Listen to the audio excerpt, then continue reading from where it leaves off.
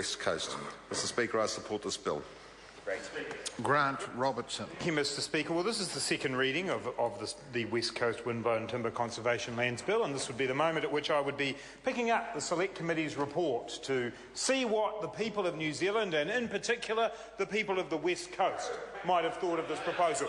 We would be getting interesting feedback from people on the West Coast within the timber industry, those from regional government on the West Coast. I'm sure Damien O'Connor and Rino Tirikartini, the members who represent the area, would have put their submissions in as well, saying, what does this bill mean? We would have had Forest and Bird, we would have had all the conservation groups. This would have been the opportunity, Mr Speaker, for New Zealanders to have their say. But the arrogant, out-of-touch national government doesn't want New Zealanders to have a say on this. They don't want the fact that submissions will come up that will say, actually, this will flood the market. It'll depress the price.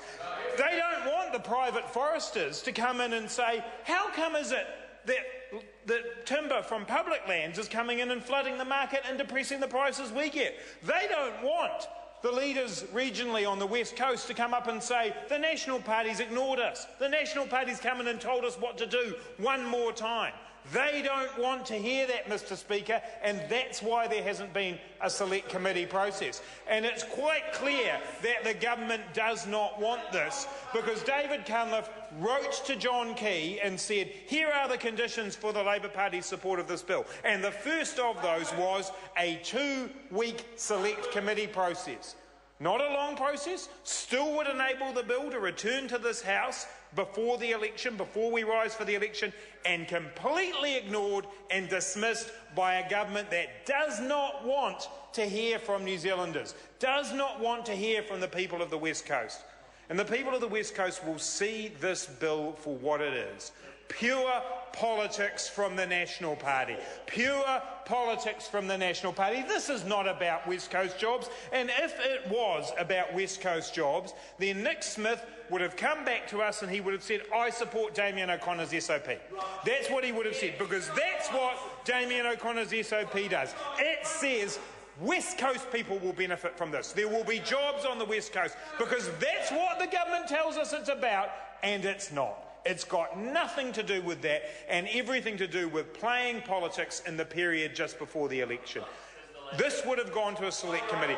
What is that government so scared of that they would not send this to a Select Committee for 2 weeks so that the people of the West Coast could have a say? It's a disgrace that they haven't done that. Mr Speaker, we are sitting here under urgency to debate this.